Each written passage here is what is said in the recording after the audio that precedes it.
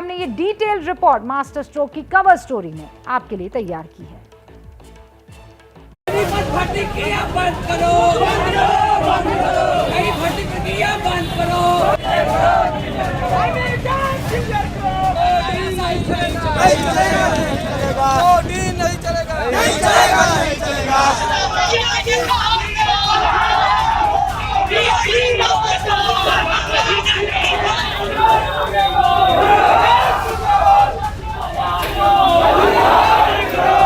जो भी अग्निवीर में आना चाहते हैं उसमें जोश, जज्बा, जुनून चाहिए। नौकरी के लिए कृपया मत। नेता हो या विधायक हो, उसको 5 साल विधायकी करने को मिलता है। हम लोग को 4 साल में क्या होगा सर? 4 साल के बाद हम लोग रोड पर आ जाएंगे। तो 4 साल बाद निकलेगा तो वो छाती तान के आराम से निकलेगा। जहां भी जाएगा उसको दोनों हाथ से रिसीव किया जाएगा।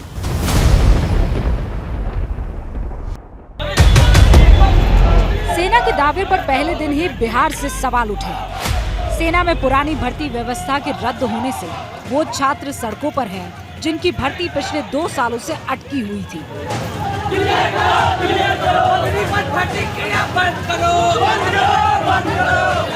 ये वो अभ्यर्थी हैं जिनका दावा है कि वो सेना का फिजिकल और मेडिकल एग्जाम क्लियर करके बैठे हुए हैं, लेकिन अब सरकार ने अचानक पुरानी सारी भर्तियां रद्द कर दी हैं। बिहार के बक्सर, बेगूसराय और मुजफ्फरपुर में आज ये अभ्यर्थी इस नई भर्ती प्रक्रिया का विरोध करने के लिए सड़कों पर उतर आए। सेना में युवा को 4 साल के लिए भर्ती किया जाएगा।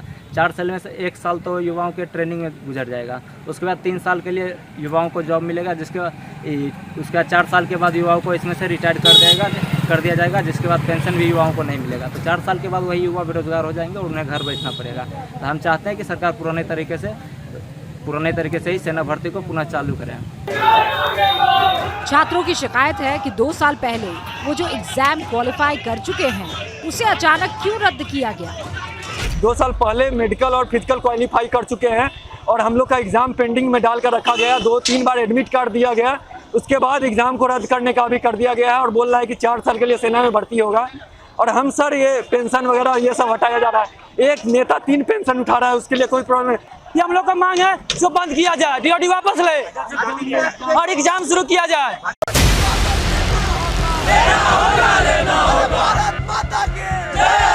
पर सवाल सिर्फ इस विरोध का नहीं है, बल्कि उन सवालों का है जो इस नई भर्ती प्रक्रिया पर उठ रहे हैं। सेना का दावा है कि उसने अपनी औसत उम्र कम करने के लिए ये फैसला लिया है। Today we see that the average age of an Indian Army soldier is approximately 32 to 33 years, and with the Agniveer and the Agnipath scheme coming into the fold, in around 8 to 10 years we will be able to lower the profile of the soldier to approximately 24 to 26 years, and this will only make the army fitter. We'll be able to handle more challenging situations that we come across in the difficult areas that our troops operate in. सबसे प्रमुख सवाल ये पूछा जा रहा है कि 4 साल बाद जब इन युवाओं को नौकरी नहीं मिलेगी तो वो क्या करेंगे। इसका जवाब आज सेना की तरफ से दिया गया। को जॉब मिलने की बात हम सोच रहे हैं वो इतना आसान नहीं होगा। कहीं ऐसा तो नहीं हो 4 साल के बाद वो जॉब ना मिले और वो एक मिनियल जॉब करें जैसे सिक्योरिटी गार्ड या कहीं ना कहीं एंटी सोशल एक्टिविटी के अंदर इन्वॉल्व हो जाएं, अपने आप को जिंदा रखना या अपने आप के कुछ कमाई करने के लिए। इसलिए मुझे लगता है गवर्नमेंट को सोचना चाहिए कि क्या हम इनको लेटरली इंडक्ट कर सकते हैं सेंट्रल आर्मर्ड पुलिस फोर्स में। हमारी भारत फौज बहुत बड़ी कंपनी है, उन्होंने भी बोला है कि जैसे ही ये लोग बाहर आएंगे मैं इनको दोनों हाथ से इनको कबूल करने के लिए तैयार रहूंगा। यानी कहने का ये मतलब है कि 4 साल की ट्रेनिंग और वो भी फौज के साथ, जिसमें इतना बड़ा देखिए मॉरल वैल्यूज जिसको हम बोलते हैं, इथॉस बोलते हैं, जो एथिक्स बोलते हैं, जो एक समाज में जो हमने इतना बड़ा एक डिसिप्लिन आपका एक जो हम एक दर्जा हासिल करेंगे, इसको आगे आने वाले दिनों में दोनों हाथ से सब कोई पूरा समाज कबूलेगा। तो बाकी जहां तक सवाल है 4 साल के बाद कोई गलत रास्ते पे जा रहा है, 40 साल बाद जा रहा है, 50 साल बाद जा रहा है, वो तो देखिए आपके और मेरे बलबूते के बाहर है। सवाल ये भी उठ रहे हैं कि जब जवान की नौकरी ही 4 साल की होगी तो क्या वो लड़ पाएगा, क्या उसके अंदर वो डेडिकेशन आ पाएगा। 2 जो दुश्मन हैं वो आपके नॉर्थ में चीन है और वेस्ट में पाकिस्तान। वो करीब करीब 7 से 10% अपना जीडीपी का डिफेंस बजट में खर्च करते हैं। तो ऐसे में आपको जो टूर ऑफ ड्यूटी या अग्निपथ से जो लोग आएंगे अग्निवीर, वो 4 साल के लिए आएंगे तो वो इतना जज्बा मुझे लगता नहीं।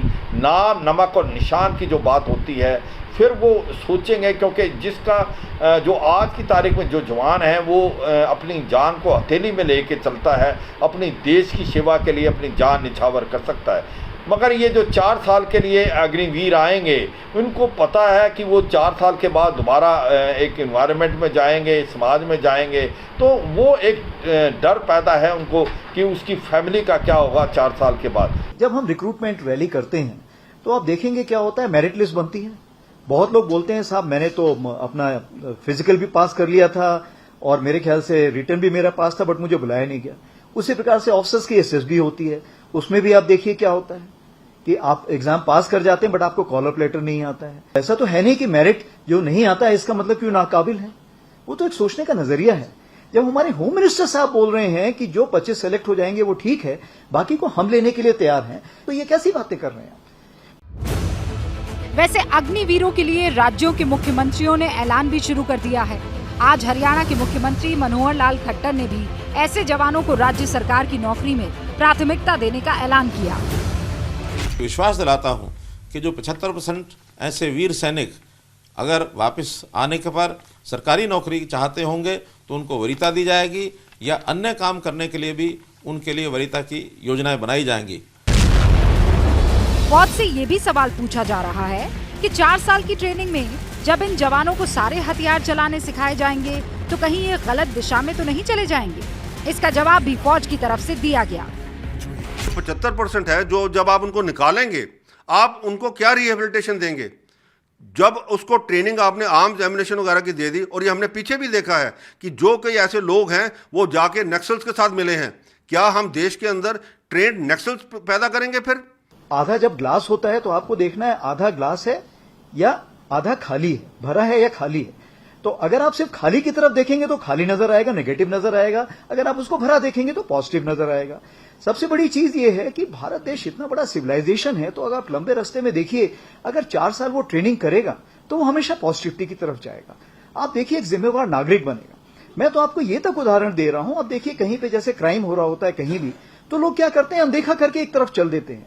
लेकिन मैं आपको ये विश्वास दिलाना चाहता हूं कि जब ये अग्निवीर कहीं सड़क पे चल रहा होगा और किसी के साथ भी नाइंसाफी हो रही होगी, कोई लड़की किसी को छेड़ रहा होगा, तो आप देखेंगे कि अग्निवीर आगे बढ़ के उसको रोकेगा।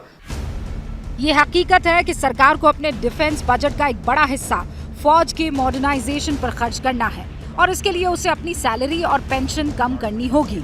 इसीलिए ये नई स्कीम लाई गई है और इसीलिए फौज तमाम सवालों को लेकर पूरी तरह से आश्वस्त है। उम्मीद करते हैं कि सारे सवालों के जवाब आपको मिल गए होंगे।